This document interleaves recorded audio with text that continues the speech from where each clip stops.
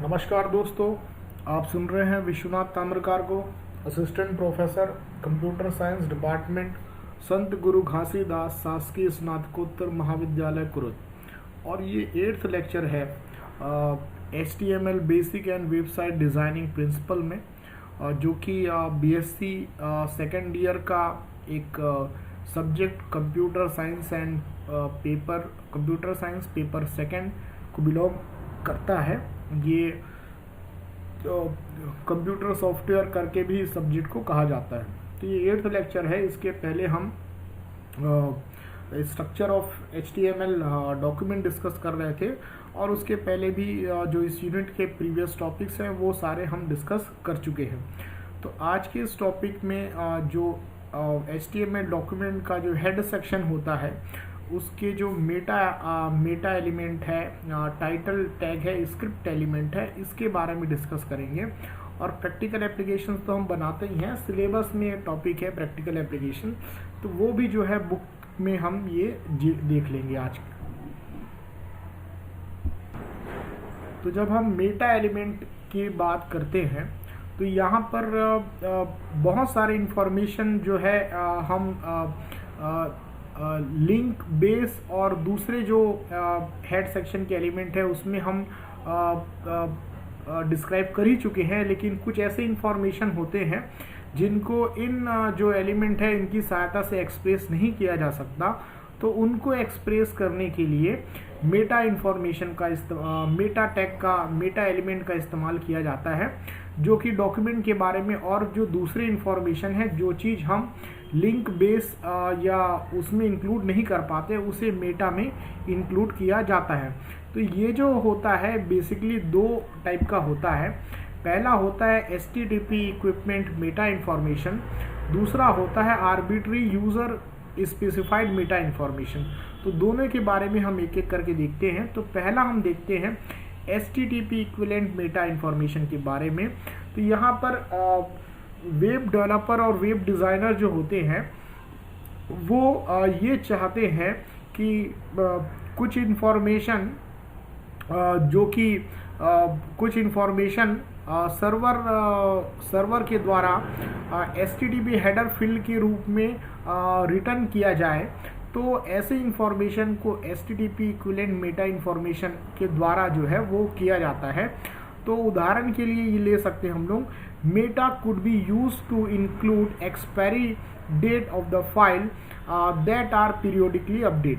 तो मेटा जो टैग है, इसका मेटा एलिमेंट का हम इस्तेमाल जो है जो वेब पेज है उसका एक्सपायरी डेट जो है उसको एक्सप्रेस करने के लिए किया जा सकता है। ये उन सारे पेजों के लिए इंक्लूड किया जाता है जो वेब पेज पीरियोडिकली मतलब समय समय पर अपडेट किए जाते हैं। तो ये कैसे हम मेटा टैग में इंक्लूड कर सकते हैं, कैसे एक्सप्रेस कर सकते हैं, वो ये जो एग्जांपल सामने डिस्प्ले हो रहा है हम उसके थ्रू यहाँ पर देखेंगे। आप देख सकते हैं मेटा, उसके बाद यहाँ पर HTTP-EQUIV और फिर वैल्यू यहाँ पे दी जा रही इक्वल टू डबल कोटेशन में एक्सपायर्स। तो एक्सपायर्स मतलब एक्सपायरी डेट, तो एक्सपायर्स करके दिया हुआ है। और यहाँ पर कंटेंट जो दिया जा रहा है जो एट्रीब्यूट है CONTENT कंटेंट, और उसमें डाला जा रहा है 25 दिसंबर 2012 फिर कोलोन यहाँ पर ये टाइम दिया जा रहा है 12 बजे का समय दिया जा रहा है। तो 12 जो है आवर्स है, फिर 00 जो है कोलोन के बाद वो मिनट के लिए है, और फिर ये सेकंड के लिए है, और GMT जो टाइम जोन होता है उसको यहाँ पर दर्शाया गया है। तो इसका मतलब यह है कि जो हमारा पेज है वो जो है 25 दिसंबर 2002 के बाद जो है वो एक्सपायर हो जाएगा। तो नेक्स्ट एट्रीब्यूट जो है वो है arbitrary user specified Meta information. तो कुछ और इंफॉर्मेशन होते हैं जो कि आर्बिट्री मतलब एक यूज़र जो इंफॉर्मेशन एक्सप्रेस करना चाहता है वो इंफॉर्मेशन होते हैं। A user might want to include the information about the document such as keyword for indexing। तो यूज़र कुछ और भी इंफॉर्मेशन जो है डॉक्यूमेंट के बारे में इंक्लूड करना चाहता है, जैसे कि इंडेक्सिंग के लिए कीवर्ड, और जो है ऑथर का नाम, और इस तरह से कई सारे इंफॉर्मेशन यूज़र जो देना चाहता है तो वो मेटा एलिमेंट की सहायता से इंक्लूड किया जा सकता है, जैसा कि हम यहाँ पर स्क्रीन पर देख पा रहे हैं। तो ये नेम और कंटेंट करके पेयर होता है। तो यहाँ पर हम देख पा रहे हैं सबसे पहला जो है मेटा, और यहाँ पर एट्रीब्यूट का नाम है ऑथर, नहीं एट्रीब्यूट का नाम है नेम, और नेम में वैल्यू दी जा रही है ऑथर डबल कोटेशन के अंदर। कंटेंट डाला जा रहा है doctor Kamlesh N dot Agarwal. तो ये जो है बता रहा है कि जो डॉक्यूमेंट का जो ऑथर है वो डॉक्टर कमलेश एन अग्रवाल है। और नेक्स्ट यहाँ पर दिया जा रहा है मेटा नेम, नेम में वैल्यू दी जा रही है कीवर्ड्स, और कीवर्ड में दिया गया है इंडियंस, कैपिटल में इंडियंस। तो कंटेंट इज इक्वल टू डाला जा रहा है इंडियंस, ये डबल कोटेशन में डाला जा रहा है। Keyword use to summarise the page, page को समराइज करने के लिए इसका कीवर्ड का इस्तेमाल किया गया है इंडियंस। फिर नेक्स्ट यहाँ पर दिया जा रहा है name is equal to editor, और एडिटर में ये कंटेंट यहाँ पर दिया जा रहा है HTTP सुपर प्रो। तो super pro program use to generate the file, तो जो फाइल को जनरेट करने के लिए प्रोग्राम है वो है HTML सुपर प्रो। तो और भी इसी तरह से कुछ मेटा इंफॉर्मेशन है जो आप देख सकते हैं। Name is equal to meta name is equal to description, और यहाँ पे कंटेंट जो है उसमें वैल्यू डाली जा रही है दिस इज होम पेज। तो बताया जा रहा है कि ये जो है, ये जो पेज है वो होम पेज है। डिस्क्रिप्शन ऑफ द पेज, ये पेज का डिस्क्रिप्शन इंक्लूड किया जा रहा है। यहाँ पर meta name is equal to refresh, तो रिफ्रेश जो है वैल्यू है नेम का, और कंटेंट यहाँ पर डाला जा रहा है 5, URL is equal to http://www.rootstation.com/home.html। तो ये this causes some browser to load the document refreshed by the URL after period of 5 second. तो अगर ऐसा चाहते हैं कि 5-5 सेकेंड में इसको रिफ्रेश किया जाए तो उस पर ये जो है इस तरह का हम ये जो है नेम में रिफ्रेश वैल्यू डालते हैं, और कंटेंट में जो है वो URL डाला जाता है। तो यहाँ पर 5 जो है वो डिनोट करता है कि 5 सेकेंड में इसको इस पर्टिकुलर URL से इस पेज को रिफ्रेश किया जाना है। तो the attribute name refers to the arbitrary user selected name. तो ये जो नेम है ये प्रीडिफाइंड नेम नहीं है, ये यूजर के द्वारा सेलेक्ट किए जाने वाले नेम है। While HTTP EQUIV means that the value has a real equivalent header in the HTTP protocol। तो ये जो मतलब ये जो बताया जा रहा है तो ये रियल इक्विवेलेंट हेडर जो है वो HTTP प्रोटोकॉल पे होता है। तो ये जो है प्रीडिफाइंड होता है HTTP वाला, और जो नेम हमने जो आर्बिट्री यूज़र के लिए लिया है तो वो जो होता है ऐसे आर्बिट्री नेम होते हैं, रैंडम नेम होते हैं जो कि यूज़र के द्वारा सेलेक्ट किया जाता है। तो नेक्स्ट हम यहाँ पर देख रहे हैं, तो ये हमने देख लिया मेटा इन्फॉर्मेशन। तो मेटा इन्फॉर्मेशन में 2 तरीके के मेटा इन्फॉर्मेशन इंक्लूड किया जा रहा है। एक तो यूज़र स्पेसिफाइड मेटा इन्फॉर्मेशन, जिसमें यूज़र अपनी रिक्वायरमेंट के हिसाब से जो जो चीज़ें एक्सप्रेस करना चाहता है वो सारा जो है वो नेम और कंटेंट, जो ये 2 एट्रीब्यूट है उसकी सहायता से वो एक्सप्लेन करता है। और जो चीज़ें सर्वर से रिटर्न कराना चाहता है वेब डेवलपर, उसे जो है HTTP इक्विवेलेंट EQUIV जो है ये और ये जो एट्रीब्यूट है तो उसमें जो वैल्यू दी जाती है वो जो ये सारे हेडर्स जो है HTTP में पहले से ही डिफाइंड होते हैं, तो इनके थ्रू किया जाता है। तो देख लिया हमने ये जो मेटा में जो इन्फॉर्मेशन एलिमेंट के द्वारा एक्सप्रेस किया जा रहा है वो जो है दूसरे एलिमेंट के द्वारा एक्सप्रेस नहीं किया जा सकता। तो टाइटल हमने पहले भी देख चुके हैं टाइटल एलिमेंट के बारे में। टाइटल एलिमेंट का इस्तेमाल जो होता है हमारे जो वेब पेज होता है उसको टाइटल देने के लिए किया जाता है, और हर जो पेज होता है उसका केवल एक ही टाइटल होता है, और सामान्यतः हर पेज का टाइटल देना ज़रूरी तो नहीं होता लेकिन देना चाहिए। और इसकी सहायता से बुकमार्क, हिस्ट्री वगैरह में अगर पेज को दिखाना है तो उसके लिए ये काफ़ी यूज़फुल होता है। The title is often used to label the window display the text. तो जो विंडो जो टेक्स्ट को डिस्प्ले करता है उसको लेबल देने के लिए इसका इस्तेमाल किया जाता है। And is used to label a place in a browser's history और बुकमार्क लिस्ट। तो जो पेज है,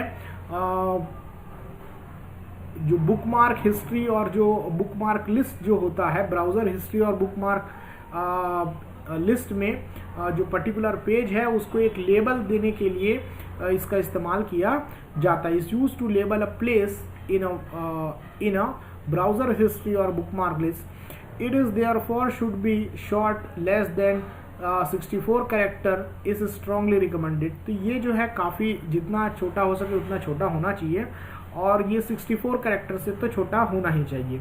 तो कुछ एग्जांपल यहाँ पे दिए गए हैं। एसटी हेड सेक्शन में यहाँ पर टाइटल दिया गया है, article by doctor Kamlesh N Agarwal, ये बुक राइटर्स हैं, उन्हीं का नाम यहाँ पर दिया गया है। फिर दूसरा एक और दिया गया यहाँ पर एन इंट्रोडक्शन टू HTML, फिर यहाँ पर इंट्रोडक्शन। तो इस तरह से कई सारे हमने एग्जाम्पल यहाँ पर देख लिए हैं। फिर जो नेक्स्ट एलिमेंट हम देखने वाले हैं वो है स्क्रिप्ट एलिमेंट।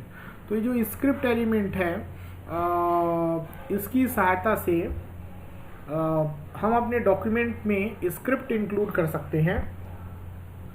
स्क्रिप्ट की सहायता से हम अपने पेज में प्रोग्रामिंग भी कर सकते हैं और सामान्यतः स्क्रिप्टिंग लैंग्वेज जो है वो वैलिडेशन के लिए इस्तेमाल किया जाता है। वैलिडेशन का मतलब ये है कि जैसे आप कभी वेब पेज ओपन करते हैं, कोई फॉर्म भरते हैं, तो वहाँ पर बताया जाता है कि जैसे आपने कोई टेक्स्ट बॉक्स है वो खाली छोड़ दिया, तो आपका कंट्रोल जब आप सबमिट करने वाले होते हैं तो फिर सबमिट बटन पर क्लिक करते हैं तो वहाँ पर वो कंट्रोल चला जाता है और वहाँ पे मैसेज आता है कि दिस टेक्स्ट, मतलब यहाँ पर कुछ भरा जाना ज़रूरी है। जैसे कि पिन कोड, जो फ़ोन नंबर है, आप फ़ोन नंबर डालते वहाँ पर कुछ कैरेक्टर डाल देते हैं तो वहाँ पर एक मैसेज आता है कि यहाँ पर केवल नंबर ही इंसर्ट करना है। तो इस तरह की जो चीज़ें हैं उसे वैलिडेशन कहा जाता है और वो स्क्रिप्टिंग लैंग्वेज के थ्रू की जाती है। और स्क्रिप्टिंग की सहायता से हम जो है वो प्रोग्रामिंग भी जो है अपने पेज पर इंक्लूड कर पाते हैं और और जो हमारे पेज होते हैं उसके टेक्स्ट बॉक्स या और भी जो टेक्स्ट होते हैं हमारे वेब पेज में, उनको हम यहाँ पर इफेक्ट कर पाते हैं, एक्सेस कर पाते हैं। तो यहाँ पर जो डिस्क्रिप्शन है वो हम अभी देखते हैं। This element can contain executable script. तो यह एलिमेंट जो है एग्जीक्यूटेबल स्क्रिप्ट कंटेन कर सकता है जो कि जावा स्क्रिप्ट या और दूसरे स्क्रिप्टिंग लैंग्वेज में लिखा हो सकता है। Which can set a program functionality within the document, जो कि डॉक्यूमेंट में प्रोग्राम फंक्शनैलिटी को सेट कर सकता है। JavaScript is simple scripting language. तो यहाँ पर जावा स्क्रिप्ट लैंग्वेज के बारे में थोड़ा सा बताया गया है कि जावा स्क्रिप्ट एक सिंपल स्क्रिप्टिंग लैंग्वेज है, लूजली, जो कि जावा पर बेस्ड नहीं है।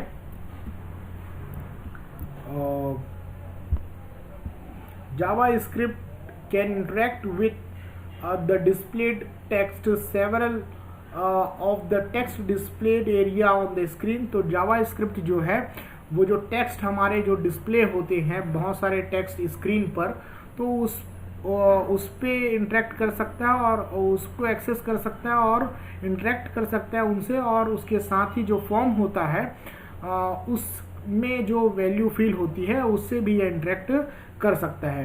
तो language attribute identify the language of included code. यहाँ पर स्क्रिप्ट में एक एट्रीब्यूट है लैंग्वेज, और ये जो लैंग्वेज एट्रीब्यूट है इसकी वैल्यू उस लैंग्वेज का, उस स्क्रिप्टिंग लैंग्वेज का नाम होता है जिसके कोड हम अपने डॉक्यूमेंट में इंक्लूड कर रहे हैं। तो यहाँ पर आप हेड सेक्शन में यहाँ पर आप देख पा रहे हैं कि हेड में जस्ट हमने यूज़ किया है स्क्रिप्ट टैग का इस्तेमाल किया है। तो यह एक कंटेनर टैग है और यहाँ पर जो एट्रीब्यूट है लैंग्वेज एट्रीब्यूट है और उसमें हमको वो स्क्रिप्टिंग लैंग्वेज का नाम देना होता है जिसके कोड हम जो है यहाँ पर इंक्लूड कर रहे हैं। और कोड लिखने के बाद जो है स्क्रिप्ट जो टैग है उसे क्लोज कर दिया जाता है। तो ये हमने यहाँ पर स्क्रिप्ट के बारे में भी देख लिया, स्क्रिप्ट टैग के बारे में। तो यहाँ पर जो हेड सेक्शन के जितने भी एलिमेंट थे वो यहाँ पर कंप्लीट होते हैं। यहाँ पर कुछ प्रैक्टिकल एप्लीकेशन आपको दिया हुआ है कि इस तरह से बनाना है। तो यहाँ पर एक्सरसाइज 1 जो दिया है उसमें कुछ नहीं, यहाँ पर टाइटल हमको देना है हरियाणा। तो इसके लिए आप सिंपल से HTML पेज बना सकते हैं जिस पे आप जो टाइटल है उस पे हरियाणा टाइप कर सकते हैं। इसी तरह से दूसरा दिया हुआ है उसमें मिज़ोरम दिया हुआ है, तो इसमें आप HTML पेज बनाइए, हेड सेक्शन में आप वहाँ पर टाइटल टैग के अंदर मिज़ोरम दे दीजिए। तो ये सिंपल एग्जांपल यहाँ पर दिए हुए हैं। तो अगले लेक्चर में हम HTML डॉक्यूमेंट के जो बॉडी सेक्शन है उसके बारे में डिस्कस करेंगे।